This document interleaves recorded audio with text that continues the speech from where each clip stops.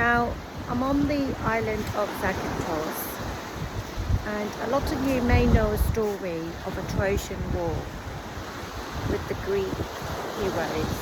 There's a gold age, there's a silver age, there's a bronze age, there's a hero age, and I believe there's an iron age. And if I've missed one, please do write and say so. But there's a hero called Odysseus, and he goes to the Trojan War and they win. And then he has this mission to get back to his wife Penelope. And Penelope lived on the island behind me, which is called Capphalonia, so another Greek island.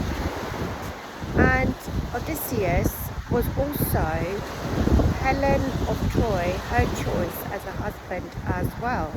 So it's very he had like some type of personality that was very attractive. Now, when I saw a documentary and they showed me all the heroes of the Trojan War, I also picked Odysseus based on what historians say that his image as it appeared in that specific ancient time. Now, Odysseus wins the war, goes back on his boat with his men and tries to get back to Capphalonia, which is the island behind me. I'm on Zakynthos. So he goes into the ocean, the Mediterranean Ocean, and he meets a giant. So ever heard of the story of King David of Israel and the giant as well? Well, there was a giant in the ocean, and his father was the Greek ocean god. And we'll upload a picture so that you can match who it is. They're legends, maybe that's why they're called gods. But in Asia, in Pakistan and other places, Middle East, Asia. So Pakistan for me, I'm British, but of course born in Pakistan. The saying is, a lot of these stories about giants, about sea animals, snakes, two-headed snakes, mermaids, sirens that seem to sort of possess you, they're all jinns, meaning ghosts. So I accept it like that. So he then fights this giant on one of the islands as he crosses the Mediterranean to get to Capphalonia, and he kills the giant. He has to stay on the island. The giant sort of has him in capture, but he escapes with his men, and they do kill him. Now, the giant is the son of the sea god, so the sea god is not happy. So he curses Odysseus that he will never return to his home where Penelope is based, Capphalonia, where she is located in his history.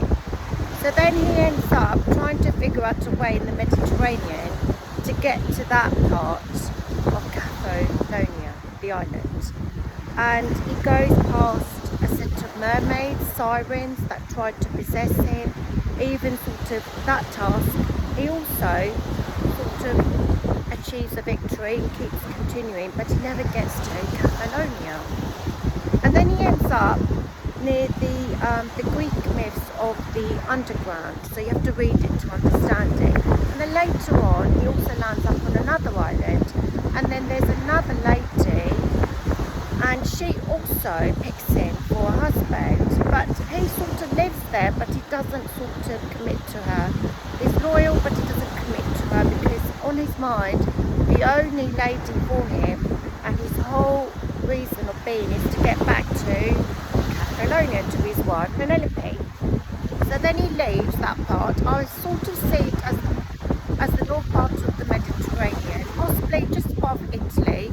So then he leaves, goes back into the ocean and the Mediterranean Ocean on a journey, on a boat, and then sort of comes across a few other sort of bad situations, and then eventually, somehow 10 years it takes him from the Trojan War to all that happening, 10 years, he lands up on the island of Capphalonia. One of the heroes, it takes them 10 years. That was a test from the universe. Then he goes goes into the court of Penelope, and Penelope is now seeking a new husband. So she's got all these nice looking men, as you would expect in that time, trying to win her over to be her next husband.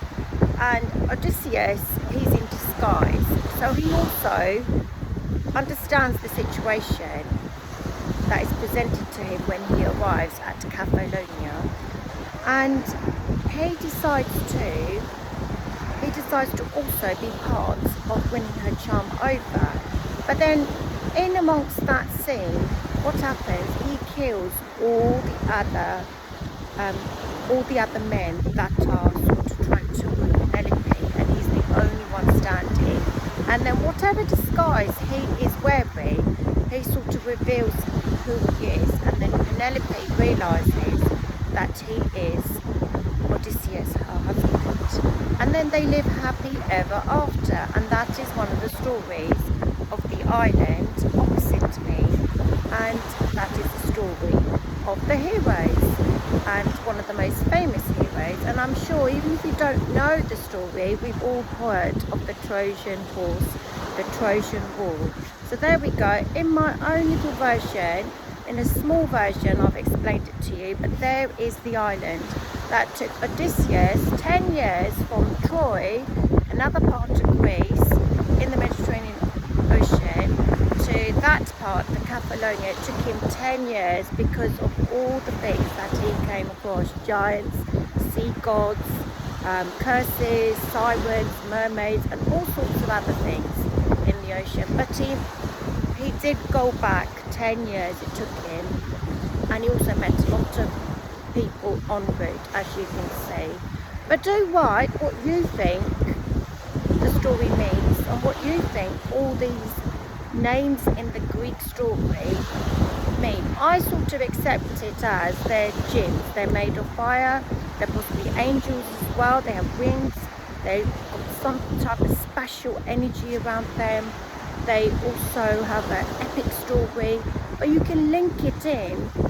I've sort of put the Ottoman Empire and all the faiths that sort of we know, like Judaism, Christianity, Islam. I sort of put them all together, and I've linked them to this story as well.